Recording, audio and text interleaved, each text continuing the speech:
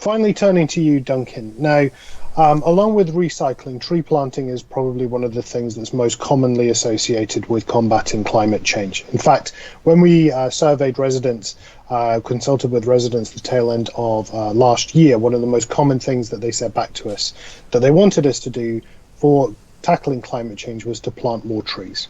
So, Duncan, can you tell us what your team are doing in order to plant more trees here in Wokingham? Thank you very much. At the moment, we've got a 250,000 tree planting target. That's a sort of priority that's been set as the part of the Climate Emergency Action Plan. And 250,000 trees sounds like a lot, but when you start thinking of it in terms of areas and how you plant small trees so that they can establish as woodland, you're looking at something equivalent to 100 to 250 hectares. A hectare is 100 metres by 100 metres, so it's equivalent to roughly 2 football pitches side by side. So we're looking at quite a large area that will become treed within the borough. And when we then look at the total woodland cover within Wokingham, it's currently about 14% woodland cover across the whole, and when we look at all of the area of the borough, and planting that number of trees will get us closer to about 15% woodland cover. And interestingly, Natural England and DEFRA are saying that the target should be for England an average of 17% woodland cover as part of tackling climate change and helping to absorb carbon dioxide from the atmosphere. The good thing about woodland planting is it does two things. You're growing, starting with a small tree. It's growing bigger and bigger and bigger, and as it gets bigger, it's storing that carbon dioxide. But it's also, if you plant the right trees in the right location, you start getting soil restoration and you start building soil. And it's really important to recognise that as much as carbon dioxide is being stored above the ground, it's probably also being stored under the ground as the soil is being restored. And so it's really valuable to plant new woodlands or recreate woodlands on improved grassland sites where we can actually make a big difference to the amount of carbon dioxide that's stored in the soil. Thank you, Duncan. Now, planting trees clearly isn't just about planting trees. It encourages wildlife and what's called biodiversity. So planting the 250,000 trees, what impact is that likely to have on biodiversity across the borough? And how else are we going to boost biodiversity? What benefits do you think it will bring with it? Yeah. Biodiversity is a small word for a very big subject. But essentially, woodlands do support particular wildlife, and we recognise that currently within our Wokingham Biodiversity Action Plan as being an important habitat that we need to protect and support good management of woodlands. There is wildlife that relies on woodland to survive. There's also wildlife that will move through woodland and use it as a safe place, a sort of refuge from the hustle and bustle of an urban life. So, trees and woodland support an amazing array of fungi, of invertebrates, of things that feed on fungi and invertebrates. Birds are particularly important. When they get older, the trees actually provide those homes themselves.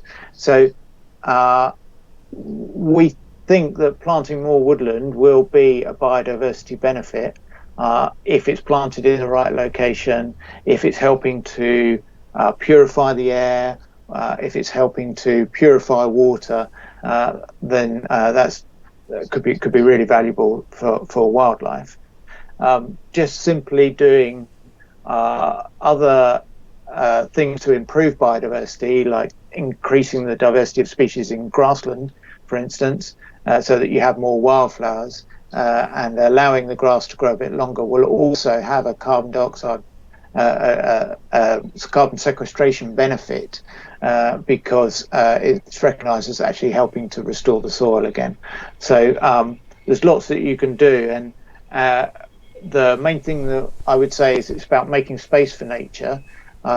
If you make space for nature, it pays you back. It does these things like sequester the carbon.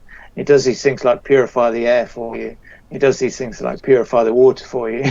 So, and not only that, it will do things like if we plant trees, it will help mitigate some flooding aspects, changing the slowing the flow of water so that we don't get it bottlenecking in certain locations and pooling, because we're actually helping the soil to absorb that water. We're helping to slow the flow of it getting into rivers and rushing down into towns and villages. Thank you for that, Duncan. Very, very interesting to hear about how we can grow our biodiversity across the borough.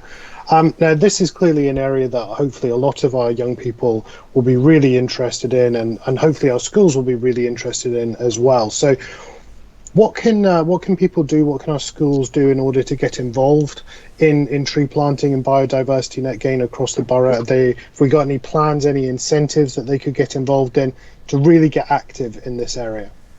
Yeah, so we are developing our strategy for planting those 250,000 trees as we speak.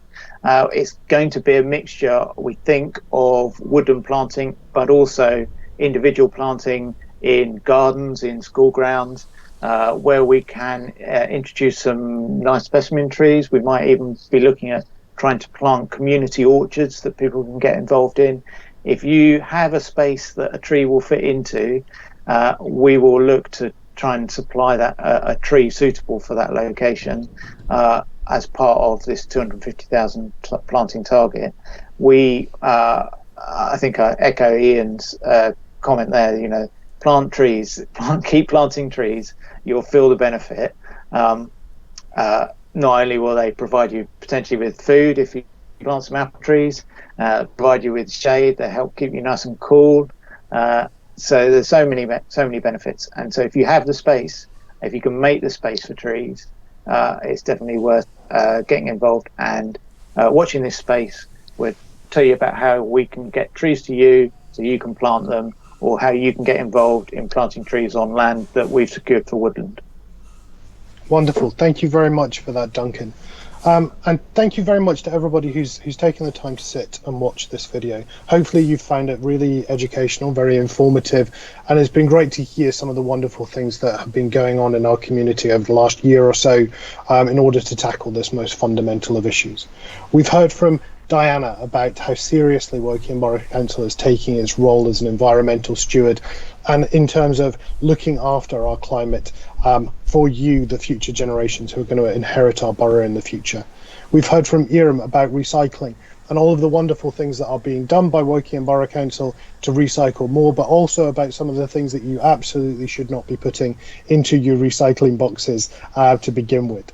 We've heard from Ian about our energy supply and how it impacts every single part of our lives and brings embedded carbon with it. And he's suggested some wonderful things that you can do at home and at school to help reduce the amount of energy that you use.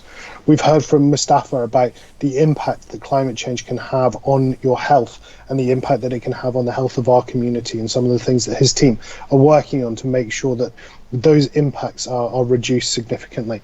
And we've heard from Duncan about tree planting and biodiversity and the impact that it can have on all of us and all of our health, our mental well-being, as well as the beauty of our community. So thank you again for taking the time to watch. I hope that you've got a lot out of this session. I'm sure that there'll be a lot of questions that you'll have from this session as well. And there'll be a means for you to be able to come back to us to ask us some questions. And we look forward to answering some more of them in the near future. Thanks very much for watching.